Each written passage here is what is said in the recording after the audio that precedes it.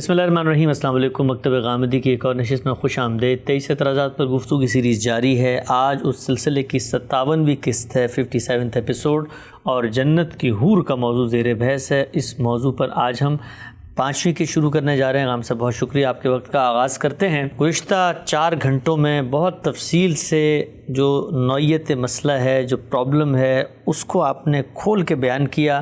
وہ تمام مقامات قرآن مجید کے ہوں یا احادیث کے ہوں زیر بحث ہے۔ ایک ایک مقام کے اوپر کیا چیز زیر بحث ہے، یہ حور کا لفظ، اس کا معنی، مفسرین کی آراء، تاریخ کے اندر جو کہ اختلاف نقل ہوا ہے وہ سب کچھ سامنے آیا۔ کلاسیکل مفسرین کا نقطہ نظر بھی ہم نے پڑھا اور جو کنٹمپری معاصر لوگ ہیں ان کو بھی ہم نے جانا۔ اس سب کے بعد سننے والوں کو یہ تو معلوم ہو گیا کہ ایک اختلافی مسئلہ ہے، 2 آراء پائی جاتی ہیں۔ جاننا وہ یہ چاہتے ہیں کہ آپ کا اس معاملے میں کیا نقطہ نظر ہے، اور نقطہ نظر سے زیادہ اہم وہ استدلال کیا ہے، وہ وجوہ ترجیح کیا ہیں جن کی بنیاد پر آپ اس نقطہ نظر تک پہنچے ہیں۔ یہ بات یہاں سے شروع ہوئی تھی کہ مسلمانوں کے علم نے ابتدا ہی میں 2 رائے قائم کی۔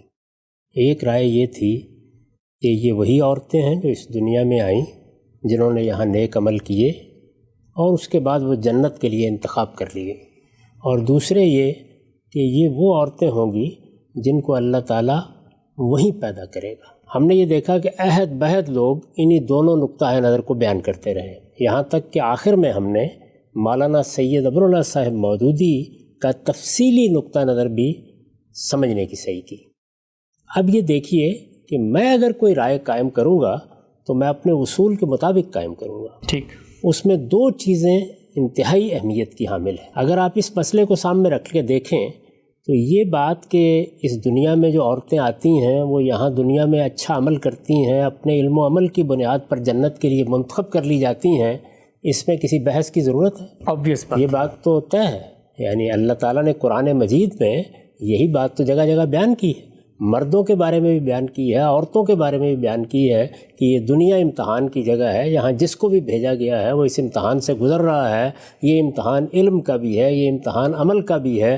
جو لوگ یہاں کامیاب ہوں گے اور وہ اپنا تزکیہ کر لیں گے ان کو اللہ تعالیٰ جنت کے لیے منتخب کر لے گا۔ ٹھیک، اس میں مرد بھی ہوں گے، اس میں عورتیں بھی ہوں گی، اس میں تو بحث کی گنجائش نہیں ہے۔ ٹھیک، اس کے بعد ذرا اس چیز کو دیکھیے جس کو مولانا سید ابوالعلا صاحب مودودی نے نمایاں کیا۔ وہ کیا چیز ہے؟ وہ یہ کہ اس دنیا میں ہم یہ دیکھتے ہیں کہ بہت سی بچیاں ہیں جو معصوم دنیا سے رخصت ہو گئیں، اسی طرح بچے بھی ہیں۔ تو وہ یہ کہتے ہیں کہ اگر وہ بچے وہاں پر ولدان مخلدون ہو جائیں گے اور ان کا ذکر ہوا ہے تو کوئی بعید نہیں ہے کہ جو بچیاں یہاں معصوم تھیں، سن رشد کو نہیں پہنچی، ان کے والدین جنت کے لیے منتخب نہیں ہوئے، وہ بھی جنت میں جائیں۔ یہ بات بھی علم و عقل کی روح سے بالکل درست ہے۔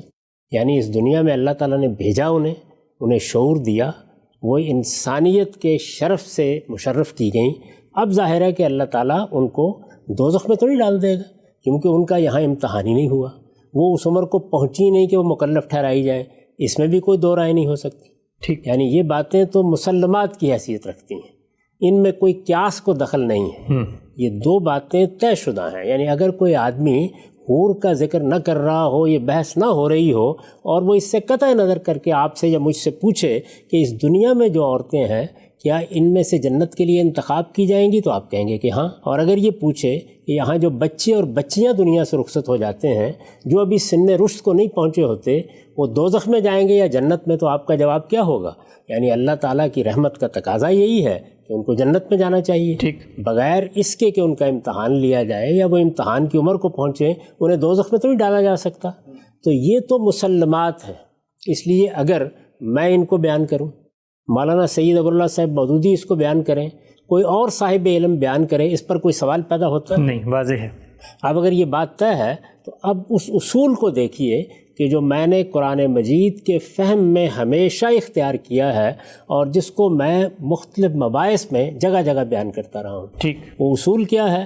وہ اصول یہ ہے کہ ایک وہ دنیا ہے جس سے متعلق اللہ تعالیٰ نے محکمات کی صورت میں ہماری رہنمائی کی ہے، یعنی ہمیں نماز کا حکم دیا ہے، روزے کا حکم دیا ہے، ہمیں بہت سے احکام ہماری سیاست، معیشت، معاشرت کے بارے میں دیے ہیں۔ یہ محکمات کی دنیا ہے۔ ٹھیک، کیا ہمیں یہ بتایا ہے کہ تم کو میری ذات کی معرفت حاصل کرنی ہے، میری صفات کو سمجھنا ہے، یا ہم کو یہ حکم دیا ہے کہ ایک دن تم قیامت میں پیش ہوگے، تمہیں اس پر ایمان رکھنا ہے۔ اس میں تو کوئی دو رائے نہیں ہو سکتی۔ ان کی ہم تنقیح بھی کرتے ہیں، ان کو ہم سمجھنے کی بھی صحیح کرتے ہیں، ان کے اطلاقات کو بھی دیکھتے ہیں، یہ محکمات ہیں۔ اس کے بعد وہ دائرہ شروع ہو جاتا ہے جس میں جنت کی تفصیلات، دوزخ کی تفصیلات، محشر کی تفصیلات، ماضی کے واقعات، اسی طرح سے مستقبل کی بعض چیزیں جن کا ہم تجربہ اور مشاہدہ نہیں کر سکتے، جن کو ہم دنیا کی چیزوں پر قیاس نہیں کر سکتے، اس میں ہماری رہنمائی کیا کی گئی ہے؟ اس میں ہماری رہنمائی یہ کی گئی ہے کہ جتنی بات اللہ کی کتاب سے واضح ہو جائے یا اللہ کے پیغمبر کی نسبت سے صحت کے ساتھ تم تک پہنچ جائے، اس پر ایمان رکھو، اس کو بیان کرو، اس کی حقیقت کے درپے ہونے کی کوشش نہ کرو، اس کے بارے میں قیاسات کی بنیاد پر کوئی رائے قائم نہ کرو۔ یہی تعلیم دی گئی ہے، اور یہ تعلیم اس تنبیہ کے ساتھ دی گئی ہے کہ اگر کوئی شخص اس معاملے میں درپے ہوتا ہے تو اس کا نتیجہ یہ نکلے گا کہ دلوں میں زیغ، دلوں میں ٹیڑھ پیدا ہو جائے گی۔ اور یہ کہا ہے کہ وہ لوگ جن کو اللہ کے دین کے علم میں رسوخ دیا گیا ہے وہ کبھی یہ جسارت نہیں کرتے، بلکہ اس کے بعد مزید وضاحت کی گئی ہے سورہ آل عمران میں کہ وَمَا يَذَّكَّرُ إِلَّا أُولُو الْأَلْبَابِ، یعنی عقل ہو تو آدمی یہی رویہ اختیار کرتا ہے، کیونکہ میرے پاس جو علم ہے اس کی بنیاد یا میرا تجربہ اور مشاہدہ ہوگا یا اللہ تعالیٰ کی اطلاع ہوگی۔ تو اللہ تعالیٰ کی اطلاع اس عالم غیب کے بارے میں جب مجھ تک پہنچتی ہے تو جتنی پہنچتی ہے، جن الفاظ میں پہنچتی ہے، جس طرح پہنچتی ہے، اس سے میں ایک قدم بھی آگے نہیں رکھ سکتا۔ ایک بات۔ دوسرے یہ کہ سورہ بنی اسرائیل میں اللہ تعالیٰ نے جو 10 احکام بیان کیے ہیں، جن کو ہم 10 کمانڈمنٹس یا احکام عشرہ کہتے ہیں، جن میں ہمیں یہ تعلیم دی گئی ہے کہ یہ 10 باتیں وہ ہیں کہ اگر ان کی خلاف ورزی ہو تو اس کے نتیجے میں کیا ہوتا ہے؟ کبیرہ گناہ کا ارتکاب ہو جاتا ہے۔ تو وہاں کیا بات کہی گئی ہے؟ لا تقف ما لیس لک بہ علم، جس چیز کا تمہیں علم نہیں دیا گیا اس کے درپے ہونے کی صحیح نہ کرو۔ اہم نقطہ۔ اسی طرح اس دنیا سے ماورا چیزوں کے بارے میں جب سوال کیا گیا ہے، مثال کے طور پر وحی کے بارے میں سوال کیا گیا، اس کی حقیقت کیا ہے، تو کیا جواب دیا گیا؟ یہ بتایا گیا یہ میرا امر ہے، وما اوتیتم من العلم الا قلیلا۔ یہ وہ چیزیں ہیں کہ جو میں نے بارہا بیان کی ہیں، صوفیہ و متکلمین پر اسی پس منظر میں بحث کی ہے۔ اگر ان چیزوں کو رد کیا ہے تو اس کے اصول پر رد کیا ہے۔ میری پوری تفسیر 5 مجلدات میں موجود ہے، ان میں پوری طرح میں نے ملحوظ رکھا ہے کہ اس معاملے میں کہیں ادنا تجاوز نہ ہو۔ میں انسان ہوں، ہو سکتا ہے کہیں غلطی ہو جائے، لیکن اصول کے طور پر میں نے اس کو ہمیشہ ملحوظ رکھا ہے۔ وہ چیزیں جو میں نے بیان کی ہیں کہ اس دنیا کی عورتیں وہاں جائیں گی، یہ بات کہ یہاں کی بچیاں وہاں جائیں گی، یہاں کے بچے وہاں منتخب کیے جائیں گے، یہ سب تو بیان کر دیا۔ یعنی بچے اور بچیاں تو انتخاب کیا سب جائیں گے، ٹھیک یہ کہ وہ معصوم ہیں، لیکن جو لوگ تکلیف کی عمر کو پہنچے، تکلیف شرعی اصطلاح میں، یعنی جن کو اللہ تعالیٰ نے امتحان میں ڈالا، اس عمر کو پہنچے کہ جہاں ان کو مکلف ٹھہرایا گیا، ان میں سے انتخاب کیا جائے گا۔ ان کے لیے نہ مجھے کسی دلیل کی ضرورت ہے، نہ ان کے لیے کسی قیاس کی ضرورت ہے، لیکن اگر میں یہ کہنے کی جسارت کروں کہ وہاں کچھ عورتیں پیدا کی جائیں گی تو اس کی لیے اطلاع کا ماخذ کیا ہے؟ یہ بات قرآن میں بیان ہوئی ہے؟ نہیں۔ یہ کیا یہ حدیث میں بیان ہوئی ہے؟ نہیں۔ یہ میں نے سارا ذخیرہ آپ کے سامنے رکھ دیا، میں کس بنیاد پر یہ بات کہنے کی جسارت کروں؟ یہ کہ اطلاع ہونی چاہیے، اس کی اطلاع ہونی چاہیے۔ یعنی جو بات مولانا سید ابوالعلا صاحب مودودی نے کہی ہے وہ تو مسلمات ہیں، ان کے بارے میں تو بحث ہی نہیں ہو سکتی۔ یعنی انہوں نے اگر یہ اصرار کیا ہے کہ یہی عورتیں ہوں گی، یہ ہماری بچیاں ہوں گی، یہ ہمارے ہی لڑکے ہوں گے، یہی ہیں جن کو اللہ تعالیٰ وہاں ولدان مخلدون بنا دے گا، یہی ہیں جن کو وہاں اللہ تعالیٰ حور عین بنا دے گا۔ ٹھیک، اگر انہوں نے یہ بات کہی ہے تو یہ بات تو وہ بات ہے کہ جس کے بارے میں کسی استدلال کی ضرورت نہیں ہے، واضح ہے۔ یہ تو قرآن مجید نے جگہ جگہ بیان کر دیا، لیکن اگلی بات کہنے کے لیے کوئی قرآن مجید میں آپ کو چیز ملی، کسی صحیح حدیث میں کوئی چیز ملی، تو اس لیے میرے نزدیک اگلی بات کہی ہی نہیں جا سکتی، یعنی اس کا کوئی امکان ہی نہیں ہے۔ تو میں اس بنیاد پر اپنے اس اصول کی پیروی میں، جس کی میں نے دلیل عرض کر دی ہے کہ نہ مجھے متشابہات کے درپے ہونا ہے، نہ اس دائرے میں قیاسات کے گھوڑے دوڑانے ہیں، نہ وہ میرا دائرہ علم ہے، اس کے بارے میں میرے پروردگار نے مجھے تنبیہ کر دی ہے، یہ بتا دیا ہے کہ تمہاری ساری توجہ محکمات پر ہونی چاہیے۔ محکمات کیا ہیں؟ یہ کہ اس دنیا سے ہم رخصت ہوں گے، وہاں اللہ تعالیٰ کے ہاں حاضر ہوں گے، وہاں جنت بھی ہے، وہاں دوزخ بھی ہے، اور جو لوگ جنت میں جائیں گے ان کے لیے یہ اور یہ نعمتیں ہیں۔ ٹھیک، وہ جتنی بیان کر دی گئیں، جتنی ہمیں معلوم ہے ان کو ہم بتائیں گے، اس سے آگے کسی قیاس کی گنجائش نہیں ہے، ٹھیک، یہ ہم نہیں کریں گے۔ چنانچہ میرے نزدیک اس معاملے میں صحیح رائے وہی ہے جو مولانا سید ابواللہ صاحب مودودی نے بیان کی ہے۔ میں نے اس رائے کی تصریح کہیں نہیں کی، یعنی اپنی تفسیر کی 5 مجلدات میں نہیں کی، اس لیے کہ اس کی ضرورت ہی نہیں ہے۔ ٹھیک، یعنی یہ تو مانی ہوئی بات ہے، نہ مجھے کسی کی تردید کرنی ہے، نہ جو بات اللہ تعالیٰ نے بیان کر دی ہے اس سے زائد کوئی بات کہنی ہے۔ البتہ جس وقت روایتوں پر کام کیا ہے تو وہاں ایک روایت جس کو میں پڑھ کے سنا چکا ہوں آپ کو، وہاں ایک روایت کی شرح کرتے ہوئے میں نے اپنا نقطہ نظر بیان کر دیا ہے، وہ میں آپ کو پڑھ کے سنا دیتا ہوں۔ ٹھیک، دیکھیے میں نے لکھا ہے، یہ روایت میں وہی الحور العین کے الفاظ ہیں، یہ وہی روایت ہے جس میں یہ بتایا گیا ہے کہ ان کا حسن کیسا ہوگا اور ان کی جلد کتنی شفاف ہوگی، یعنی جلد کی شفافی کو بیان کیا گیا ہے۔ اس پر میں نے لکھا ہے، ان آہو چشم گوریوں کا ذکر قرآن میں بھی کئی مقامات پر ہوا ہے، یعنی وہاں بھی الفاظ الحور العین کے ہیں، یہاں بھی ان آہو چشم گوریوں کا ذکر قرآن میں بھی کئی مقامات پر ہوا ہے۔ یہ الگ سے پیدا کی جائیں گی یا اسی دنیا کی عورتوں کو اعادہ خلق کے بعد یہ صورت دے دی جائے گی؟ یہی سوال زیر بحث رہا ہے۔ میں نے اس پر لکھا ہے کہ بظاہر یہ دوسری بات ہی قرین قیاس معلوم ہوتی ہے، یعنی کون سی بات؟ یہ بات کہ یہ اسی دنیا کی عورتیں ہیں، انہی کو اعادہ خلق کے بعد اللہ تعالیٰ یہ صورت دے دے گا۔ قیاس تو یہاں بھی آپ کر میں نے بتا دیا، یعنی میں یہ عرض کر رہا ہوں کہ یہ تو ایک مسلمہ بات ہے، مانی ہوئی بات ہے، اس کے لیے دلیل کی ضرورت نہیں ہے، اس وجہ سے اسی کو قرین قیاس سمجھنا چاہیے۔ ٹھیک ٹھیک، یعنی یہاں کوئی نئی اطلاع نہیں دی جا رہی، کوئی نئی بات اپنی طرف سے نہیں بیان کی جا رہی، قیاس کر کے یہ نہیں بتایا جا رہا کہ ہو سکتا ہے کہ یہ یوں ہو، بلکہ جو طے شدہ بات ہے، جو معلوم بات ہے، جس سے ہم واقف ہیں، جس کے لیے استدلال کی ضرورت نہیں ہے، اس کو قرین قیاس قرار دیا جا رہا ہے۔ ٹھیک، اور قرین قیاس کے الفاظ اس لیے استعمال کیے جا رہے ہیں کہ صراحت نہیں ہے کسی بات میں، تو اس لیے یہی ہونا چاہیے، لیکن قرین قیاس قرار دینے کے لیے جو بنیاد فراہم کی جا رہی ہے وہ بنیاد مانی ہوئی بات، محکم بنیاد ہے۔ اس کے بعد آگے لکھا ہے، تاہم اصل حقیقت اللہ کے علم میں ہے اور وہ قیامت ہی میں سامنے آئے گی۔ ٹھیک، یہ میں نے آپ کو بتایا تھا کہ مولانا سید ابواللہ صاحب مودودی نے جب سورہ صافات میں اپنی رائے دی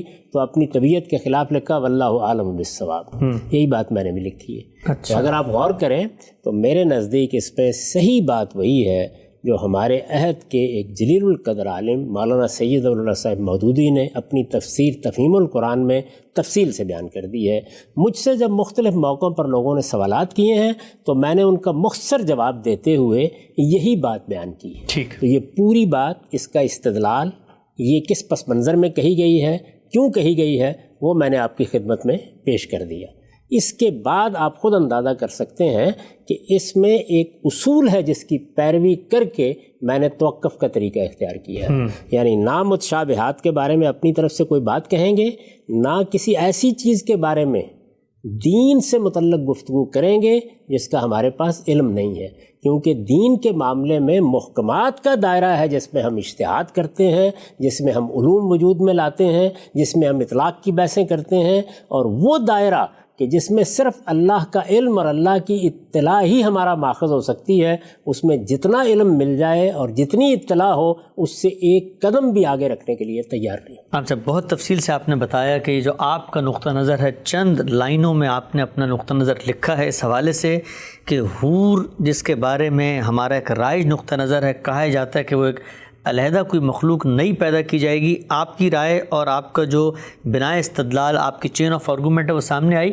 ایک سوال میں پوچھنا چاہتا ہوں، یہ آپ نے فرمایا کہ آپ کا جو اصول تھا اسی کو آپ نے یہاں اپلائی کیا۔ ایک اصول آپ کے ہاں اور بالعموم مکتب فرائی کے علماء کے ہاں بیان کیا جاتا ہے کہ قرآن مجید کی تو ایک متعین تعویل ہے، آیات کے الفاظ، جملے کا در و بست، اس کا سیاق متعین تعویل تک پہنچا دیتا ہے، ایک مفہوم، ایک مدعا ہے۔ جو پوری گفتگو میں آپ نے بار بار فرمایا کہ قرآن مجید تو اس کی صراحت نہیں کر رہا، یعنی یہ امکان بھی ہو سکتا ہے، یہ بھی ہے، اس لیے مفسرین نے دونوں آرا دی، تو پھر اس اصول کا کیا ہے کہ قرآن کی ایک متعین تعویل ہوتی ہے؟ قرآن مجید صراحت نہیں کر رہا، یہی قرآن مجید کا مدعا ہے، یعنی وہ صراحت نہیں کرنا چاہتا۔ اچھا، وہ اس کو نہیں بیان کر رہا. جب وہ نہیں بیان کر رہا تو جو ہمارے علم میں ہے اس کی بنیاد پر بات کریں گے. یعنی متکلم نے فیصلہ کیا ہے کہ وہ یہاں اجمال سے بات کرے گا. جنت کے بارے میں یہی بات ہمیں قرآن نے بتائی ہے. دوزخ کے بارے میں، جنت کے بارے میں، اللہ تعالیٰ کی ذات و صفات کے بارے میں یہی تو میں نے ابھی آپ کو بتایا کہ کیا تنبیہ کی گئی ہے. یہ بتایا گیا ہے کہ یہ چیزیں قرآن میں بیان ہوں گی. اللہ تعالیٰ کی ذات و صفات کا ذکر بھی ہوگا. یہ بیان کیا گیا ہے کہ جنت اور دوزخ کی تفصیلات بھی آئیں گی. لیکن ان سب میں اللہ تعالیٰ نے کیا طریقہ اختیار کیا ہے؟ متشابہات کا طریقہ. ٹھیک، یعنی اس دنیا کی چیزوں سے تشبیہ دے کر کچھ باتیں بیان کر دی گئیں. اب دیکھیے وہ کیا تشبیہ دی گئی ہے. درختوں کا ذکر ہوگا تو درخت یہاں موجود ہیں. اچھا، یہ کہا جائے گا دودھ کی نہریں بہتی ہوں گی تو ہم کچھ تصور کر سکتے ہیں.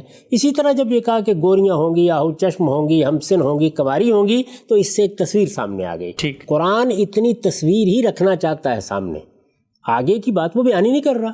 جب وہ نہیں بیان کر رہا تو ہم اس بات پر کھڑے رہیں گے جو ہمارے علم میں ہے. اور ہمارے علم میں کیا ہے؟ یہاں سے نیکی کی بنیاد پر، خیر کی بنیاد پر، علم و عمل کی صلاحیت کی بنیاد کے اوپر انتخاب بھی ہوگا.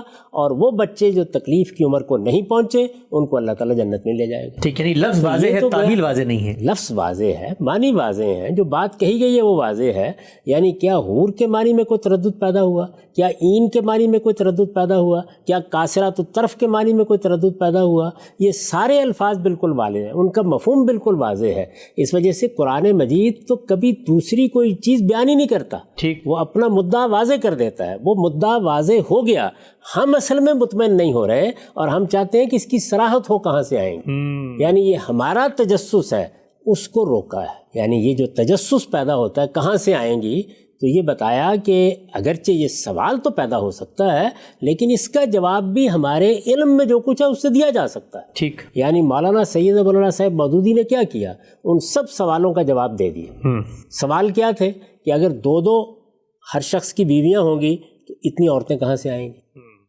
یا یہ بات مثال کے طور پر جب بیان کی گئی کہ ایک طرف بیویاں ہوں گی اور دوسری طرف ان کی سیرگاہوں میں حورم مقصوراتم فی الخیام ہوں گی، تو انہوں نے بتایا کہ یہاں اس دنیا میں غور کرو، یہاں ایک طرف وہ عورتیں ہیں اور وہ مرد ہیں جن کا انتخاب جنت کے لیے ہوگا، اور دوسری طرف وہ بچے اور بچیاں ہیں کہ جن کا انتخاب کرنے کی ضرورت ہی نہیں ہے. ٹھیک، یعنی وہ تو یہاں پہ جنت کے لیے منتخب ہو چکے، کیونکہ اللہ تعالیٰ نے ان کو تکلیف کی عمر کو پہنچنے ہی نہیں دیا. جب وہ منتخب ہو چکے تو اب وہ جنت میں ہوں گے. چنانچہ ولدان المخلدون بھی یہاں کے لڑکے ہیں، اور یہ جن عورتوں کا ذکر ہو رہا ہے یا حورم مقصوراتم فی الخیام جن کو کہا جا رہا ہے، یہ بھی ہماری یہاں کی بچیاں ہیں. ٹھیک، تو انہوں نے ان سوالوں کا جواب یہاں جو ہمارے علم میں ہے اس کی بنیاد پر دے دیا. اپنی طرف سے کوئی اضافہ نہیں کیا، کسی چیز پہ قیاس نہیں کیا، اور یہ بتا دیا کہ یہی بات قرین قیاس ہے. قرین قیاس ہونے کا کیا مطلب ہے کہ جو علم ہمارے پاس موجود ہے اس کی روشنی میں اتنی بات ہم مان لیں گے. ٹھیک، اس کے بعد یہ کہ کوئی آگے سوال پیدا ہوتا ہے وہ اللہ تعالیٰ کے لیے چھوڑ دیں. ٹھیک. ہم سے بھی آپ نے بڑی اچھی یہاں پر مثال دی کہ جو قرآن مجید میں متشابہات ہیں، ہمارا علماء کا عمومی طریقہ بھی تو یہ جب یہ کہا جاتا ہے کہ استوا علی العرش تو یہ کہتے ہیں استوا معلوم و کیفیت و مجہول و سوال عنہ بدعہ، کیونکہ ہمارا دائرہ علم ہی اتنا ہے. تو ظاہر میں تو جب اللہ نے کہا عورتیں ہوں گی تو اگر خود صراحت نہیں کی کہ وہ ان سے مختلف ہوں گی تو جو عورتوں کا تصور ہمارے ذہن میں ہمیں تو وہی اخذ کرنا چاہیے. میں وہی بات عرض کر رہا ہوں. یعنی میں نے اور مجھ سے پہلے مولانا سید ابوالعلا صاحب مودودی نے یہی طریقہ اختیار کیا ہے کہ جو کچھ ہمارے علم میں ہے اس کی بنیاد پر ہم زبان کھولیں گے، لیکن جو چیز ہمارے علم میں ہے اس کے لیے صراحت چاہیے تھی، وہ صراحت اللہ تعالیٰ نے نہیں کی. یعنی اگر ہمارے دل میں یہ خواہش بھی پیدا ہوتی ہے کہ ایسا ہونا چاہیے تو بہرحال ہمارے پروردگار نے قرآن مجید میں کہیں نہیں بتایا، اور کسی صحیح حدیث میں بھی اس کی صراحت نہیں ہے. تو جنت کے معاملے میں، دوزخ کے معاملے میں، اللہ تعالیٰ کی ذات و صفات کے معاملے میں، ذات و صفات کے باہمی تعلق کے معاملے میں، خلق کے پورے عمل کے معاملے میں، اسی طریقے سے ماضی حال کی وہ چیزیں کہ جو ہماری گرفت میں نہیں آ سکتی، ان سب کے معاملے میں اصول یہ ہے کہ جتنا علم دیا جائے اسی کو مانو، اسی کو بیان کرو، اسی کی وضاحت کرو، اور جتنا علم نہیں دیا گیا اس کے بارے میں یہ سمجھ لو کہ ہمارے پروردگار نے اس کو صراحت سے بیان کرنا موضوع نہیں سمجھا. ٹھیک ہے، ہم سب آگے بڑھاتے ہیں سلسلے کو. واضح ہوئی آپ کی رائے بنا استدلال، آپ کا جو آرگومنٹ ہے. یہ بتائیے گا مجھے کہ اس موضوع پہ ہم نے آج 5ویں قسط کی بہت طویل گفتگو کی، زیادہ تر ہمارا وقت ماضی کے علماء، ہمارے کلاسیکل مفسرین، ان کی تراث کے مطالعے میں گزرا، اور وہاں سے آپ نے اسٹیبلش کیا کہ اختلاف پہلے دن سے تابعی ہیں حسن بصری علیہ رحمہ، وہاں سے شروع ہے. خود رسول اللہ صلی اللہ علیہ وسلم سے منسوب بعض روایات میں صراحت بھی ہوتی ہے. سوال میرا آپ سے یہ ہے کہ اور بھی بہت سارے اختلافی مسائل ہیں، رجم کا مسئلہ ہے اور آئیں گی بھی زیر بحث، کچھ پہلے بھی آئے، تو ایک اعتراض یہ بھی پیدا ہوتا ہے کہ جہاں پر آپ کو اپنے حق میں یہ چیز معلوم ہو کہ ماضی کی علمی روایت تفاسیر میں اختلاف ہے، تو اس کو تو کھول کے اور امہات تفاسیر کے حوالے دے کے آپ نے بیان کیا. تو مثلا اگر بہت ساری ایسی چیزیں میں بیان کروں گی جس میں ماضی کے امہات تفاسیر میں علماء مفسرین کوئی اختلاف نہیں کر رہے، تو پھر ہم اس صورت میں تو ان کے حوالے پیش نہیں کریں گے. نہیں، کیوں پیش نہیں کریں گے؟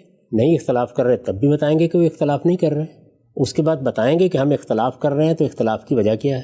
دیکھیے، ایک ہمارے پاس دین کا علم ہے جو رسالت مآب صلی اللہ علیہ وسلم سے نقل ہوتا ہوا پہنچا ہے، ٹھیک، جیسے قرآن مجید، جیسے رسالت مآب صلی اللہ علیہ وسلم نے جو چیزیں سنت کی حیثیت سے جاری کی ہیں، اس میں علماء بیان کریں، عام مسلمان بیان کریں، کسی سند کی ضرورت نہیں، کسی بحث کی ضرورت نہیں، یہ مسلمانوں کے اجماع اور تواتر سے منتقل ہو گیا. ٹھیک، یعنی اللہ کی کتاب قرآن مجید مسلمانوں نے رسالت مآب صلی اللہ علیہ وسلم سے حاصل کی، لکھنے والوں نے لکھی، یاد کرنے والوں نے یاد کی، نسلاً بعد نسلاً منتقل ہو رہی ہے، اس میں ادنیٰ تردد بھی کسی کو نہیں ہو سکتا. اس کے لیے نہ کسی سند کی ضرورت ہے، نہ کسی عالم کی ضرورت ہے. یہ در حقیقت مسلمانوں کے پاس ایک بالکل متفق علیہ چیز ہے جس میں کسی اختلاف کی گنجائش نہیں ہے. رسالت مآب صلی اللہ علیہ وسلم نے جو چیزیں سنت کے طور پر جاری کی ہیں وہ بھی اسی طرح اجماع اور تواتر سے منتقل ہوئی ہیں. نماز پڑھائی ہے، لوگوں نے پڑھنا شروع کر دی، روزے رکھے ہیں، لوگوں نے رکھنا شروع کر دیے، حج و عمرہ ہر سال ہو رہا ہے. یہ سب چیزیں بھی اسی طرح نسلاً بعد نسلاً مسلمانوں کو منتقل ہو رہی ہیں.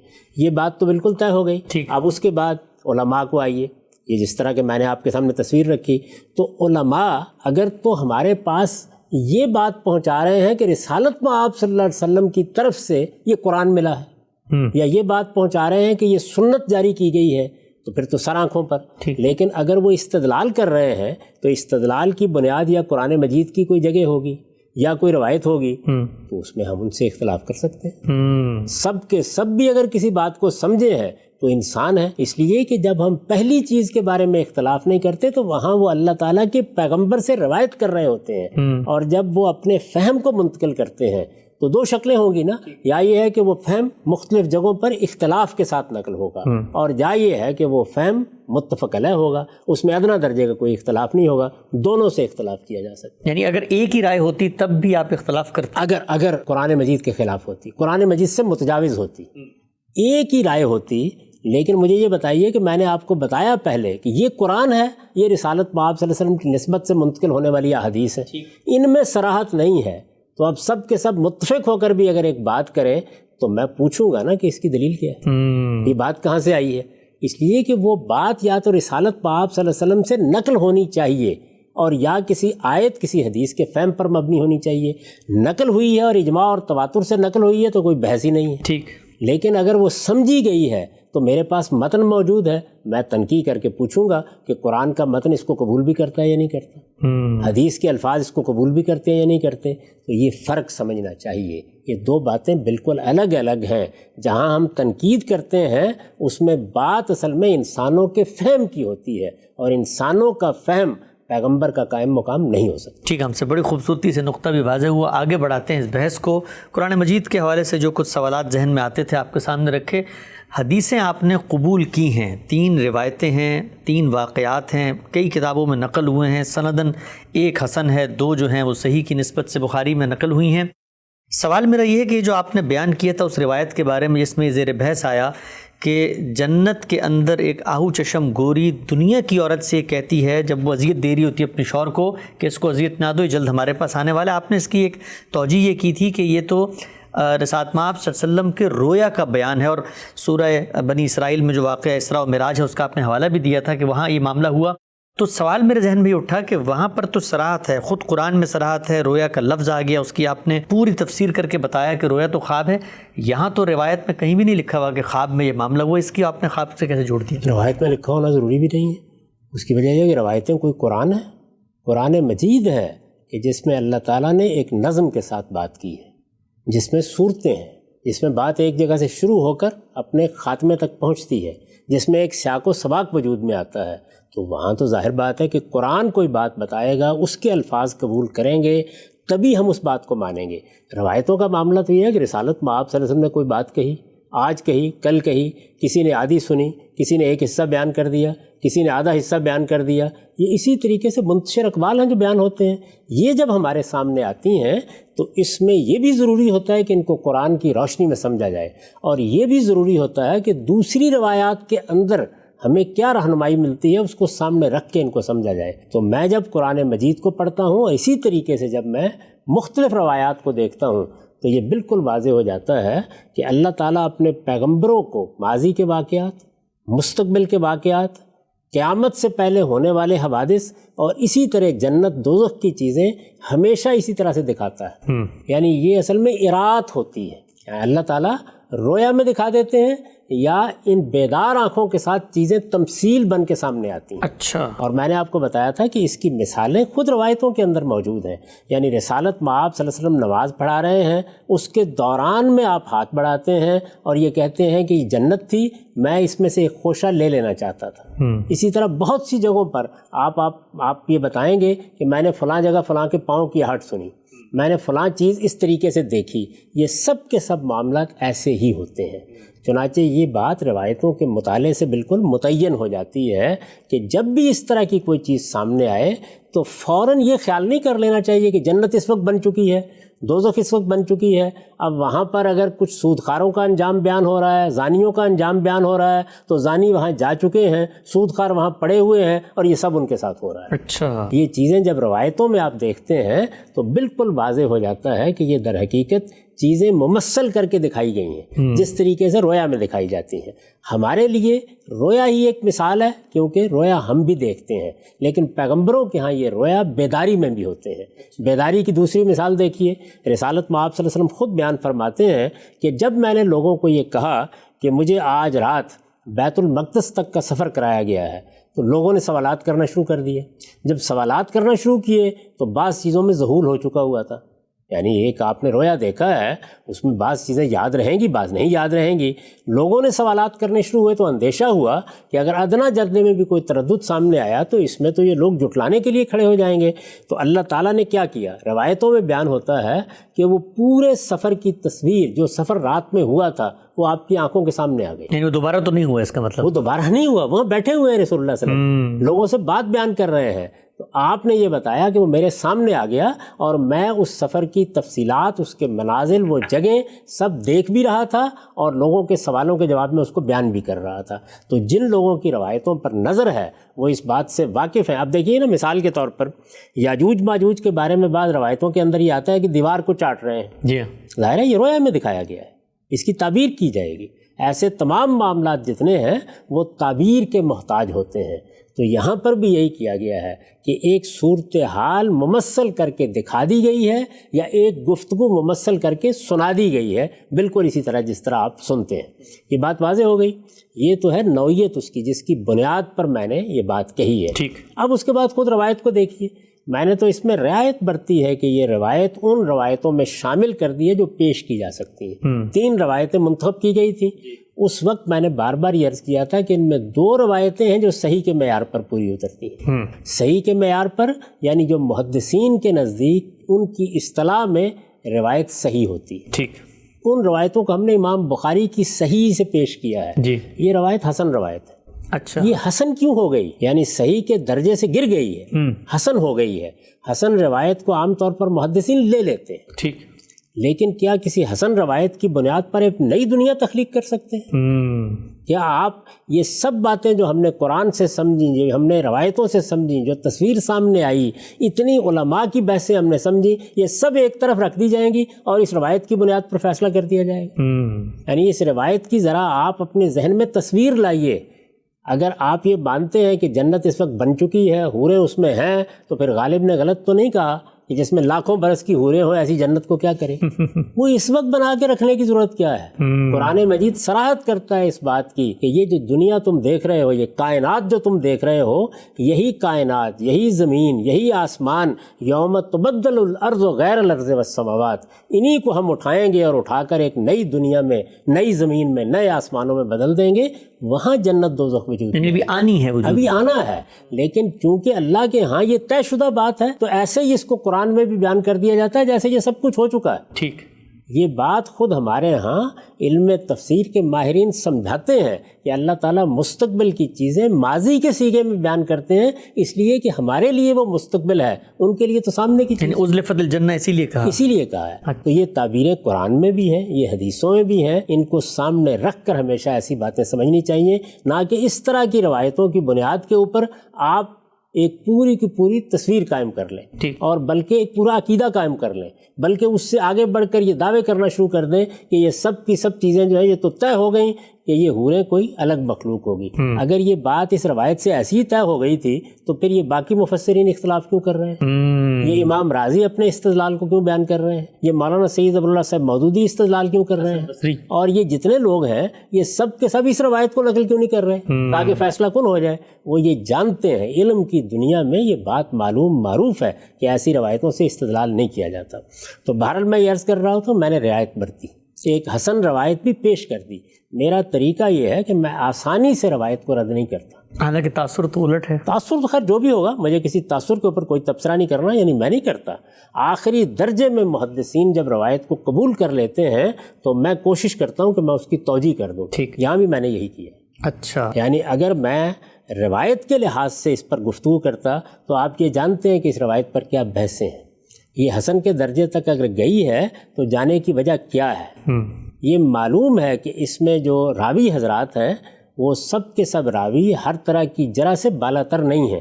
آپ یہ دیکھیے کہ اس حدیث کا معاملہ کیا ہے. یعنی سب سے پہلے تو یہ دیکھنا چاہیے، ترمذی نے اس کو نقل کیا اور یہ اس پر تبصرہ کیا کہ ھذا حدیث حسن غریب لا نعرفہ الا من ھذا الوجہ. یعنی یہ روایت ہے جس کی بنیاد پر لوگ ایک پورا قصر تعمیر کرنا چاہتے ہیں. وہ یہ کہتے ہیں کہ یہ حدیث حسن ہے، غریب ہے، ہم اس طریق کے سوا اس کو جانتے ہی نہیں. اچھا. یعنی جس طرح یہ بیان ہوئی ہے بس یہ ایسے ہی بیان ہو گئی ہے. اس کے بعد اس پر مزید بحثیں ہیں. اس میں یہ بتایا گیا ہے کہ اس کے راویوں میں یہ جو خالد بن معدان ہیں انہوں نے کثیر بن مرہ سے کچھ سنا ہی نہیں. یہ کون کہتے ہیں؟ ان کے سماع کی تصریح نہیں ہے. اور یہ کون کہہ رہا ہے؟ یہ امام بخاری اپنی کتاب التاریخ الکبیر میں کہہ رہے ہیں. اچھا. یعنی سماع کی صراحت نہیں ہے. سماع کی صراحت نہ ہونے کا مطلب یہ ہے کہ ایک طرح کے انقطاع کا اندیشہ ہو گیا. تو یہ خود علت قادیہ اس کے اندر موجود ہے. اسماعیل بن عیاش اس کے راوی ہیں. اسماعیل بن عیاش کی روایت کو محدثین لے لیتے ہیں بعض شرائط کے ساتھ، لیکن خود ان کا اپنا حال کیا ہے اس کے بارے میں ذرا ائمہ محدثین کے تبصرے سن لیجئے. وہ ایک مجروح راوی سمجھتے ہیں. ان کے حافظے پر ائمہ رجال نے کلام کیا ہے. ان کو بعض ائمہ نے کثیر الخطا بتایا ہے، بعض نے ان کو باطل اور منکر روایتوں کے راویوں میں ذکر کیا ہے، بعض ان کو صراحتاً ضعیف کہتے ہیں، بعض نے انہیں متروک قرار دیا ہے. دار قطنی نے ان کے بارے میں 3 اقوال نقل کیے ہیں. یہ مضطرب الحدیث ہیں، ضعیف ہیں، متروک الحدیث ہیں. بعض کہتے ہیں کہ یہ کثرت و اوہام کا شکار ہو جاتے تھے، اور متعدد ائمہ کہتے ہیں کہ لا یحتج بہ، ان کی روایت سے استدلال نہیں کرنا چاہیے. تو یہ سب چیزیں موجود تھیں. اس کے باوجود میں نے یہ کہا کہ اس روایت کو ہم لے لیتے ہیں، اور پھر اس کی ایک مناسب توجیہ کر دی کہ اس روایت میں در حقیقت تمثیل کے اسلوب میں کچھ چیزیں سنائی یا دکھائی گئی ہیں جن کو رسالت مآب صلی اللہ علیہ وسلم نے اس طریقے سے بیان کیا. ٹھیک ہے. ہم سب بہت ہی وضاحت سے اس روایت کے اوپر جو اشکالات پیش کی جاتے ہیں وہ بھی ہم نے آپ کے سامنے رکھے. ایک ضمنی پہلو میں آپ سے پوچھنا چاہتا ہوں، چونکہ ایک زیر بحث آ گئی بات، حدیث پر آپ کام بھی کر رہے ہیں، اس سب کے باوجود جو یہ روایت آپ نے بیان کی، بظاہر تو بہت ساری ایسی روایات تھیں جن کے ضعف کی وجہ سے مفسرین نے ان کو نقل کیا تھا، وہ آپ کے موقف کے بالکل حق میں جا رہی تھیں. خود رسالت مآب صلی اللہ علیہ وسلم کی نسبت سے وہ بیان ہوئیں. وہ کہہ رہے ہیں دنیا کی عورتیں ہوں گی، بوڑھی پھوس ہو جاتی ہیں، آنکھوں میں چیپڑ ہوتا ہے. ان کو آپ نے قبول نہیں کیا، لیکن اس روایت کو قبول کر لیا. تو یہ روایت وہاں پر آپ کے حق میں تھی ایک طریقے سے، اس کو آپ نے قبول نہیں کیا. یہاں پہ سوال پیدا ہو رہا ہے، توجیہ تو کر دی لیکن روایت پھر بھی قبول کر لی. جی ہاں، اس کی وجہ وہی ہے، میں نے آپ سے عرض کیا ہے کہ میں یہ کرتا ہوں کہ جب محدثین کسی روایت کو قبول کر لیتے ہیں، ان کے جمہور کسی روایت کو قبول کر لیتے ہیں، تو میں پھر اس کے بعد صرف درایتاً اس پر بحث کرتا ہوں۔ اچھا، یعنی میں روایت کی بنیاد پر یہ تو بتا دوں گا کہ اس میں یہ نقائص ہے، اس کی یہ نوعیت، اس کے راویوں کا معاملہ یہ ہے، یہ بتا دوں گا، لیکن اس روایت کو میں لے لوں گا اور لینے کے بعد کوشش کروں گا کہ اس کی توجیہ کر دوں، اور اگر کوئی چیز اس میں ایسی ہوگی کہ جو قرآن مجید کی روح سے قابل قبول نہیں ہے، علم و عقل کے مسلمات کی روح سے قابل قبول نہیں ہے، تو پھر میں درایتاً اس پر گفتگو کروں گا، لیکن روایت کی بنیاد پر محدثین کا جو طریقہ ہے میں اس سے انحراف نہیں کرتا۔ ٹھیک، یہ نقطہ بھی واضح ہوا غام صاحب، بڑی ہی نئی چیزیں سامنے آ رہی ہیں کہ آپ کے ہاں روایت کو قبول کرنے کی طرف زیادہ میلان ہے بنسبت اس کے کہ جو عام طور پہ ایک تصور پیش کیا جاتا ہے، سب کے باوجود روایت آپ نے لے لی اور علم و عقل کے مسلمات اور باقی روایات کے جو نظائر و شواہد ہیں اس کی روشنی میں اس کی توجیہ ہوئی۔ آگے بڑھاتا ہوں اس بحث کو۔ ہمارے ہاں جب اس موضوع پر میں نے کچھ مطالعہ کیا، دیکھا علماء کی چیزیں، تو دیکھنے میں آیا کہ اصل بناء استدلال ماضی کی علمی روایت سے تو آپ نے متعارف کروایا، وہ چند روایات ہیں کہ جن کے بارے میں کہا جاتا ہے کہ رسالت مآب صلی اللہ علیہ وسلم نے خود صراحت کر دی ہے کہ حور دنیا کی عورتیں نہیں ہیں، بلکہ وہ ایک الگ مخلوق ہے، الگ مٹیریل سے بنائی گئی ہے، اس کا دنیا کی عورتوں سے کوئی تعلق نہیں ہے۔ میں چاہتا ہوں وہ روایات آپ کے سامنے رکھوں ایک ایک کر کے اور آپ کا نقطہ نظر اس پہ جانوں۔ پہلی چیز مجھے بتائیے گا، بعض روایتوں میں آیا ہے کہ ایک ایک بندے کو ہزار تک حوریں دی جائیں گی، تو وہ جو مولانا مودودی کا آپ نے نقطہ نظر بتایا، اس کی تائید کی تو سمجھ میں آتا ہے، اگر دو بیویاں ہیں تو دنیا کی بچیاں ہی ہیں، ان کو حور بنا دیا، یہ ہزار اللہ میاں کہاں سے دیں گے؟ مجھے یہ بتائیے کہ ہم نے امام رازی کو دیکھا، ہم نے ابن کثیر کو دیکھا، ابن جریر کو دیکھا، یہ حضرات اس طرح کی روایات کیوں نقل نہیں کرتے؟ یعنی جو روایات وہ تفصیلی روایات کے طور پر نقل کرتے ہیں، ان میں بھی ان کو نقل کرنا انہوں نے پسند نہیں کیا۔ اس طرح کی چیزیں در حقیقت قصوں کی کتابوں میں لکھی ہوئی ہوتی ہیں۔ اچھا، یہ روایت اس وقت میرے سامنے ہے، اور یہ دیکھیے کہ اس کے اوپر ہمارے محدثین نے کیا تبصرہ کیا ہے۔ اس میں جو ایک راوی ہیں داؤد کے نام سے، ان کے بارے میں یہ کہا ہے وہ ہوا وزا، یہ صاحب کون ہے؟ یہ حدیثیں گھڑتے تھے، یہ باقاعدہ حدیثیں بیٹھ کر بناتے تھے۔ ایک دوسرا راوی ہے، اس کے بارے میں تبصرہ کیا کذاب وضا، یعنی یہ جھوٹا تھا، جھوٹ پر جھوٹ بولتا چلا جاتا تھا، لپاٹیا تھا، اور اسی طرح حدیثیں وضع بھی کرتا تھا۔ حافظ ابن حجر نے اس پر تبصرہ کیا ہے۔ حافظ ابن حجر کی جو حیثیت ہے اس سے آپ واقف ہیں، وہ یہ کہتے ہیں کہ حاضل حدیث بے طول ہی موضوع علی رسول اللہ صلی اللہ علیہ وسلم، یعنی یہ پوری کی پوری روایت رسالت مآب صلی اللہ علیہ وسلم کی نسبت سے گھڑ کے بیان کی گئی۔ اچھا، یہ افطراء ہے اللہ کے رسول کے اوپر۔ اس طرح کی باتیں واعظ حضرات اٹھا لیتے ہیں، یہ دیکھے بغیر اٹھا لیتے ہیں کہ کیا بات ہے، کس طرح بیان ہوئی ہے، اس کی کوئی پرواہ نہیں کرتے۔ تو یہ ہماری بدقسمتی ہے کہ ہمارے ہاں علم کی روایت اس طرح سے واعظین نے ملحوظ نہیں رکھی جس طرح کہ اہل علم اس کو ملحوظ رکھتے ہیں۔ تو اس لیے یہ روایتیں بیان ہو جاتی ہیں، اور ہمارے واعظین حضرات جو ہیں اس کی بنیاد کے اوپر ترغیب کرتے، ترہیب کرتے۔ دیکھنا چاہیے کہ ان کے بارے میں محدثین کیا کہہ رہے ہیں، ان کے راویوں کا کیا حال ہے، ان کو کسی نے قبول بھی کیا یا نہیں کیا۔ ان میں سے کیا کسی روایت کو آپ مجھے دکھا سکتے ہیں کہ امام بخاری نے لیا ہو، امام مسلم نے لیا ہو، سیاہ کی کتابوں میں سے کسی نے لیا ہو، اول درجے، دوسرے درجے، تیسرے درجے کی کتابوں میں کسی نے لیا ہو؟ یہ عام طور پر ان کتابوں میں آپ کو ملتی ہیں جن میں سب رتب و یابس لوگوں نے جمع کر دیا ہو۔ ٹھیک ہے ہم صاحب، یہ روایت تو واضح ہوئی۔ دو روایتیں اور ہیں میرے سامنے، اس میں بھی رسالت مآب صلی اللہ علیہ وسلم کی نسبت سے یہ بات نقل ہوئی ہے کہ خلق اللہ الحور العین من الزعفران، زعفران سے بنائی جائیں گی۔ تو وہ جو آپ بات فرما رہے تھے کہ قرآن میں صراحت نہیں، حدیث میں صراحت نہیں ہے، تو کہہ دیا کہ بنائی زعفران سے جائیں گی۔ اس روایت کی وہی حیثیت ہے۔ آپ یہ دیکھیے کہ اس کے بارے میں کیا کہتے ہیں، اسناد شدید الذوق فیہ علی بن یزید الالحانی، یعنی اس میں راوی کا نام لے کے یہ کہتے ہیں کہ یہ علی بن یزید کی روایت ہے، ہوا منکر الحدیث۔ یہ ایک سخت ترین تبصرہ ہے جو کسی راوی پر کیا جا سکتا ہے، اور مزید بیان کرتے ہیں کہ اس میں انتہا درجے کا ذوف ہے۔ ایسی باتیں رسالت مآب صلی اللہ علیہ وسلم کی نسبت سے بیان کی جائیں گی، ان کی بنیاد پر ایک دیو مالا وجود میں لانے کی صحیح کی جائے گی، ان کو بیان کر کے آپ لوگوں کو دین پہنچائیں گے۔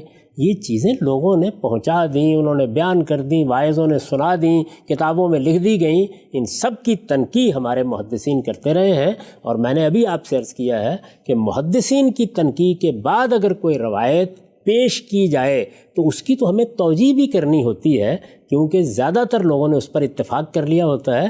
ان کو تو کسی نے قابل قبول سمجھنا ہے تو ایک طرف رہا، نقل کرنا بھی پسند نہیں کیا. جو بڑے محدثین ہیں ان میں سے کس نے نقل کیا ہے ان کو؟ یعنی کیا ہمارے ہاں جو حدیث کی کتابیں ہیں، متاول حدیث کی کتابیں ہیں، ان میں یہ نقل ہوئی ہیں؟ یہ اصل میں المعجم الکبیر میں ہے. ہر آدمی جانتا ہے کہ طبرانی کی معجم الکبیر کا معاملہ کیا ہے. جو روایت آپ مجھے بتائیے میں اس میں سے نکال کے آپ کو دکھا دوں گا. تو اس میں اس طرح کا رتب و یابس بہت بھرا ہوا ہوتا ہے. اس میں خامخواہ ان کو پیش کرنا، ان کو پیش کرنے کی جسارت کرنا، یہ کسی صاحب علم کا کام نہیں. آخری غام صاحب روایت ہے، اور اس روایت کی بنیاد پر بہت زور و شور سے استدلال کیا جاتا ہے کہ اللہ تعالیٰ نے یہ فرمایا ہے کہ میں نے جو حور ہے اس کی تخلیق اپنے عرش کے نور سے کی ہوئی ہوگی، اور یہ طبرانی ہی میں نقل ہوئی یہ روایت. اس روایت کے بارے میں کیا کہتے ہیں؟ ابھی تھوڑی دیر پہلے تو وہ زعفران سے پیدا ہو رہی تھی. زعفران کا اللہ تعالیٰ کے عرش کے نور سے کیا تعلق ہے؟ اللہ تعالیٰ کے عرش کا نور زعفران سے بنا ہوا ہے. یعنی متضاد باتیں، ایک دوسرے سے متصادم باتیں، بے معنی باتیں، مسترب باتیں وہ بیان ہوتی ہیں. اس روایت کے بارے میں دیکھیے امام ذہبی نے جو تبصرے کیے ہیں وہ یہ ہے کہ اس کا ایک طریق وہ ہے کہ جو سراسر جھوٹ ہے. دوسرا طریق کیا ہے؟ اسنادہ واہن، یعنی اس کی سند بالکل واہی ہے. پھر اس کے بعد کہتے ہیں کہ انس سے اس کی دونوں سندیں بالکل ساکت ہیں. ایک طریق کے بارے میں کہتے ہیں کہ یہ تو ہر لحاظ سے موضوع ہے. یہ کہاں کی ہے؟ یہ صورتحال ہے. ظاہر امام ذہبی جو ہے وہ اپنی کتابوں میں، جیسے میزان ان کی کتاب ہے، دوسری جگہوں پر اپنا تبصرہ کرتے ہیں، اس کے اوپر بات کرتے ہیں. تو اس طرح کی چیزیں ہیں جو عام طور پر واعظ حضرات کے پاس ہوتی ہیں، وہ بیان کر دیتے ہیں. آپ حضرات ان کو ہمارے سامنے پیش کر دیتے ہیں. ان کی کوئی حیثیت نہیں. ٹھیک ہے، ہم سب آگے بڑھاتے ہیں. روایتوں کا معاملہ بھی صاف ہوا اور آپ کا استدلال بھی بہت وضاحت سے سامنے آ گیا. چند ضمنی سوالات ابھی باقی ہیں، میں چاہتا ہوں وہ بھی آپ کے سامنے رکھ دوں. یہ جو پورا تصور ہے، جس وقت ہم قرآن مجید کو پڑھتے ہیں، روایتیں زیر بحث آئیں، عورتیں ملیں گی، مردوں کو عورتیں ملیں گی. اس سے جو جدید پڑھے لکھے لوگ ہیں، بلکہ جو مذہب کے بارے میں ایک تشکیک کا جذبہ بھی رکھتے ہیں، وہ یہ کہتے ہیں کہ یہ جو ان کے مذہب میں مردوں کو عورتیں دینے کی بات کی گئی ہے، یہ عورتوں کو مرد دینے کی بات تو کہیں بھی نہیں کی گئی. اور یہ پورا جو تصور ہے جزا و سزا کا، یہ تو شاید کوئی جنس کی تسکین کے ساتھ اللہ تعالیٰ نے یا الہامی روایت نے جوڑ دیا ہے. 10 جگہوں پر وہ بات بھی کی گئی. میں نے خود آپ کو بتایا کہ قرآن مجید میں یہ کہا گیا ہے کہ وَلَهُمْ أَزْوَاجٌ مُطَهَّرَةٌ، یعنی مردوں کے لیے عورتیں ہوں گی، عورتوں کے لیے مرد ہوں گے. ان کو بیاہ دیا جائے گا تو کسی ایک ہی کو بیاہ دیا جائے گا. جگہ جگہ اس بات کو بیان کی ہے. اسی طریقے سے سورہ نور کی آیت میں نے آپ کے سامنے رکھی، جس میں یہ بیان کیا گیا ہے کہ خبیثات خبیثین کے لیے ہوں گی، طیبین کے لیے طیبات ہوں گی، اور دونوں کا ذکر کیا گیا ہے الگ الگ. اللہ تعالیٰ جب جنت کا ذکر کرتے ہیں تو ان چیزوں کو بیان نہیں کرتے جو عام طور پر ہماری ضرورت کی ہوتی ہیں. آپ یہ دیکھیے کہ کیا وہاں گندم کا ذکر ہوا ہے، کیا چاول کا ذکر ہوا ہے؟ یہ سب چیزیں آپ کھاتے ہیں نا، یہ ہماری ضرورت ہے.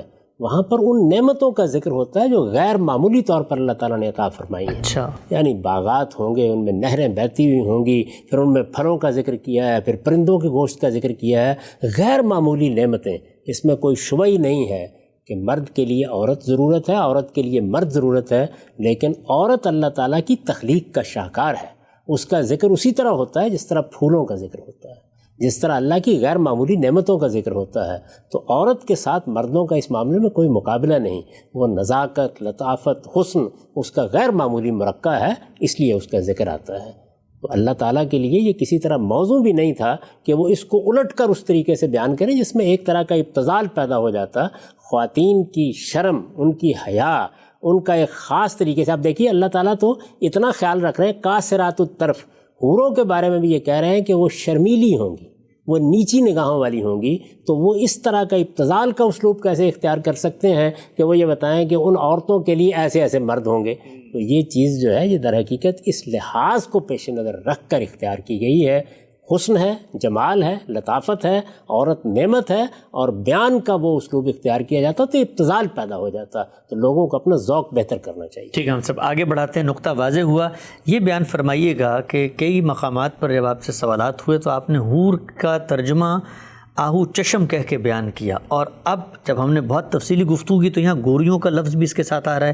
تو یہ لفظ حور کے اندر آہو چشم گوریاں دونوں شامل ہیں؟ دیکھیے عربی زبان کا معاملہ، یا عربی زبان کیا ہماری اردو کا بھی معاملہ یہ ہے کہ اس میں بعض اوقات ایک لفظ کے ایک سے زیادہ معنی ہوتے ہیں. مثال کے طور پر عین کا لفظ ہے.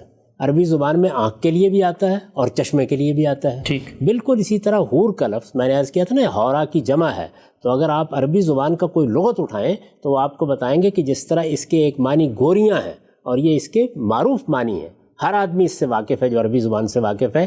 اسی طرح اس کے ایک معنی یہ بھی ہے کہ وہ عورتیں کہ جن کی آنکھوں کی یہ سفیدی بہت سفید ہوگی اور ان کی آنکھوں کی سیاہی بہت سیاہ ہوگی، یعنی شدت و بیاض عنایہ. تو اس میں وہ تعبیر کرتے ہیں یعنی ان کی آنکھوں کی سفیدی میں بھی بہت زیادہ افزونی ہوگی اور ان کی آنکھوں کی سیاہی میں بھی اسی طرح بہت زیادہ زیادتی ہوگی. تو یہ ایک دوسرے معنی ہے. قرآن میں ہم نے گوریاں کے معنی کیوں لیے ہیں؟ اس لیے لیے ہیں کہ وہاں این کا لفظ الگ سے آ گیا ہے. اچھا. حورن این، تو آنکھوں کو الگ بیان کر دیا ہے، تو اب وہ ظاہر ہے کہ بالکل متعین ہو گیا کہ یہاں گوریوں کے معنی میں ہے. تو کسی نے اس کے معنی پوچھے ہوں گے تو میں نے یہ معنی ضرور بیان کیے ہوں گے. یہ معنی بھی اس کے طے ہیں، ثابت شدہ ہیں، عربی زبان میں موجود ہیں، لیکن قرآن مجید میں یہ مراد نہیں لیے جا سکتے اس لیے کہ آگے اللہ تعالیٰ نے وضاحت کر دی. ہم سب کچھ اور ضمنی سوالات، یہ جو گوری کا آپ نے ذکر کیا، ایک تصور ذہن میں یہ بھی آتا ہے کہ اللہ کی کتاب کو پڑھیں یا رسالت محمد صلی اللہ علیہ وسلم کے ارشادات کا مطالعہ کریں، ہر جگہ پہ یہ رنگ کی بنیاد پہ تقسیم جو ہے اس کی نفی ہوتی ہے. کالے کو گورے پہ کوئی برتری فضیلت نہیں. یہ جنت میں گورا گورا اتنا کہا، یہاں بیان بھی ہوا، قرآن میں بھی آیا، تو مثلا اس سے کوئی ریسزم نہیں پیدا ہوتا کہ کالے لوگ مثلا کوئی کمتر ہیں، گورے ہی ہیں برتر، اس لیے جنت میں بھی وہی ملیں گے؟ دیکھیے یہ دو بالکل الگ الگ باتیں ہیں. یعنی انسان ہونے کی بنیاد پر کسی کو کسی پر کوئی برتری نہیں. اللہ تعالیٰ کے ہاں جو فیصلہ ہوگا اس فیصلے کی بنیاد بھی یہ ہے کہ ان اکرمکم عند اللہ اتقاکم، جو زیادہ اللہ سے ڈرنے والا ہے، پرہیزگار ہے، اللہ کے حدود کی پیروی کرنے والا ہے، وہی اللہ کے ہاں سب سے زیادہ عزت پائے گا. جنت کا فیصلہ بھی اسی بنیاد پر ہوگا، جہنم کا فیصلہ بھی اسی بنیاد پر ہوگا. دنیا میں بھی اللہ تعالیٰ نے ہم کو یہ تعلیم دی ہے کہ کسی معاملے میں انصاف کرتے وقت، فیصلہ کرتے وقت، مراد دیتے وقت رنگ کو، نسل کو، اس طرح کی کسی چیز کو بنیاد نہیں بنایا جائے گا. اس کا مطلب یہ ہے. لیکن کیا اس کے معنی اب یہ بھی ہو گئے ہیں کہ کسی کی خوبصورتی کو اب بیان نہیں کیا جائے گا، کسی کی بدصورتی کو بیان نہیں کیا جائے گا؟ کیا یہ طے ہو گیا ہے کہ اب خوبصورت اور بدصورت کے الفاظ نکال دینے چاہیے لغت کے اندر سے؟ یہ رہیں گے. آنکھوں کی خوبصورتی، رخسار کی خوبصورتی، چہرے کی خوبصورتی، قد کاٹ کی خوبصورتی سب زیر بحث آئیں گی، اور جب آئیں گی تو اس کے مقابل میں بھی کچھ چیزیں ہوں گی. تو یہ دو بالکل الگ الگ معاملات ہیں، ان کو اس طرح نہیں دیکھنا چاہیے. ٹھیک ہے. ہم سب یہ بتائیے گا کہ جب آپ یہ فرماتے ہیں کہ دین کی ہدایت آدم علیہ السلام سے چلی آ رہی ہیں، وہی دین ہے، وہی اس کے حقائق ہیں، وہی جزا و سزا ہے، یہ حور کا جو تصور پیدا ہو گیا ہے عورتوں کے حوالے سے جنت میں جو نعمت کے طور پہ دی جائیں گی، یہ صرف یہ جو اسلام کا یہ لٹریچر ہے، قرآن مجید، روایتیں، ان میں کیوں آتا ہے؟ قدیم الہامی لٹریچر، تورات، زبور میں آپ دیکھیں، انجیل میں دیکھیں، وہاں تو یہ بیان نہیں ملتا. یعنی کیا تصور پیدا ہو گیا جب اللہ تعالیٰ نے درختوں کا ذکر کیا، پرندوں کا ذکر کیا، پھلوں کا ذکر کیا، پھولوں کا ذکر کیا، تو کوئی تصور پیدا ہو گیا ہے. وہ ساری چیزیں یہاں موجود ہیں. آپ کو بتایا جا رہا ہے کہ جنت میں اللہ تعالیٰ یہ نعمتیں اس طرح دے گا. اس میں ظاہر مرد بھی ہوں گے، عورتیں بھی ہوں گی، بیویوں کا ذکر بھی ہوا، یہ سارا ذکر موجود ہے. یہ پرانے الہامی صحائف میں ان تفصیلات کے ساتھ کیوں نہیں آتا؟ اس کی وجہ یہ ہے کہ پرانے الہامی صحائف میں اللہ تعالیٰ نے طریقہ ہی دوسرا اختیار کیا. قرآن مجید پیغمبر کے دنیا سے جانے کے بعد اور اس اعلان کے بعد کہ نبوت ختم ہو گئی، اب پیغمبر کا بھی قائم مقام ہے. اس سے پہلے کیا ہوتا تھا؟ پیغمبر انذار کرتے تھے اور کتابوں کے ذریعے سے اللہ تعالیٰ یا تو اپنا قانون بیان کرتے تھے، یا مناجات کے یا عبادت کے طریقے بتاتے تھے، اور یا یہ ہے کہ حکمت دین کی واضح کرتے تھے. ٹھیک. تو اس لیے ان کا یہ موضوع ہی نہیں ہوتا تھا. تورات کو دیکھیے، وہ صرف قانون کو بیان کرتی ہے. آپ اگر زبور کو دیکھیں گے تو اس میں وہ چیزیں آپ کے سامنے آئیں گی جن کا تعلق اللہ تعالیٰ کے ساتھ اپنے رب کو بیان کرنے، تمجید کرنے، تسبیح کرنے، تحلیل کرنے، اللہ کی حمد کرنے، اس کے حضور میں مناجات کرنے سے ہے. وہ در حقیقت مناجات کے مضامیر ہیں. اور حکمت، دین میں کیا حکمت ہے، دین کی کیا حقیقت ہے، یہ انجیل کا موضوع ہے. انبیاء علیہم السلام کے صحائف میں بھی عام طور پر انذار کے مضامین آتے ہیں، لیکن بالاجمال ان کو بیان کیا جاتا ہے. قرآن مجید نے قیامت تک ہدایت بھی بیان کرنی ہے، اللہ کا قانون بھی بیان کرنا ہے، اللہ تعالیٰ کی دی ہوئی حکمت کو بھی واضح کرنا ہے، اور اس کے ساتھ انذار بھی کرنا ہے. قُلْ أُوحِيَ إِلَيَّ هَٰذَا الْقُرْآنُ لِأُنذِرَكُم بِهِ وَمَن بَلَغَ. ٹھیک. رسول اللہ صلی اللہ علیہ وسلم نے اس قرآن کے ذریعے سے اپنی قوم کو، اپنے مخاطبین کو انذار کیا. قیامت تک یہی قرآن اب ذریعہ انذار ہے. انذار میں آپ قیامت کی، جنت کی، محشر کی تصویر بیان کرتے ہیں. ٹھیک. کیونکہ اس انذار کا موضوع کیا ہے؟ اللہ تعالیٰ نے جو پیغمبروں کو انذار کے منصب پر فائز کیا اور یہ کہا کہ مبشرین و منذرین، تو اس کا موضوع کیا ہے؟ اس کا موضوع ہے قیامت. قرآن چونکہ یہ کر رہا ہے اس لیے اس کی تفصیلات بھی اس میں بیان ہوتی ہیں. اچھا، یہ نقطہ ہے. ہم سب ایک اور چیز واضح فرمائیے گا، ذہن میں آئی، لوگوں نے پوچھی بھی کہ جنت کا تو بیان ہے، نیک مردوں سے نیک بیویاں بیاہ دی جائیں گی، ان کے جوڑے بنیں گے، وہی رہیں گے. یہ جہنم کا کیا معاملہ ہے کہ جو دنیا میں خبیث لوگ ہیں، بدکار ہیں، جن کے لیے جہنم لکھ دی گئی ہے، یہ وہاں جائیں گے تو اگر ان کی بیویاں بھی ایسی ہیں تو وہ بھی ان کے ساتھ وہاں جوڑا بنا دی جائیں گے؟ کیوں نہیں بنانی چاہیے، وہ بھی رہیں گے وہاں پہ. اگر آپ قرآن مجید کے بیانات کو پڑھیں تو جہنم ایک پوری دنیا ہے. اصل میں جب ہم آگ کا ذکر پڑھتے ہیں یا عذاب کا ذکر پڑھتے ہیں تو ہم یہ خیال کر لیتے ہیں کہ جہنم میں کوئی درجات نہیں ہوں گے. جہنم میں بھی درجات ہوں گے. وہ لوگ جن کو آگ کی سزا دی گئی ہے ان کے بارے میں قرآن صراحت کرتا ہے کہ یہ وہ لوگ ہیں جن پر پیغمبروں نے اتمام حجت کیا، جنہوں نے اللہ تعالیٰ کے مقابلے میں سرکشی اختیار کر لی، آخری درجے میں سرتابی کر کے کھڑے ہو گئے.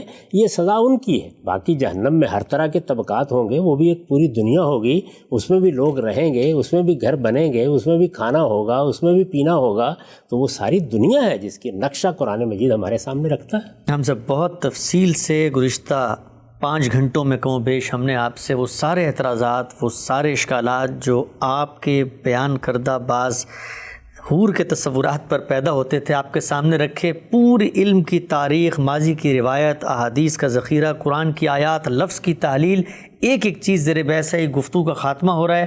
ہمیشہ کی طرح میں ایک عام آدمی کا ذہن آپ کے سامنے رکھوں گا کہ جب کبھی آپ سے متعلق کوئی اشکال وہ سنتا ہے، اضطراب میں مبتلا ہو جاتا ہے کہ غامدی صاحب نے شاید کوئی مختلف بات کر دی، نئی بات کر دی. کنکلوڈنگ ریمارکس ان 5 گھنٹوں میں کیا بتانے کی کوشش کی آپ نے؟ بس یہی بات جو میں ہمیشہ کہتا ہوں کہ علم سے واقف ہونا چاہیے، علم کی دنیا سے واقف ہونا چاہیے، علم کی میراث سے واقف ہونا چاہیے.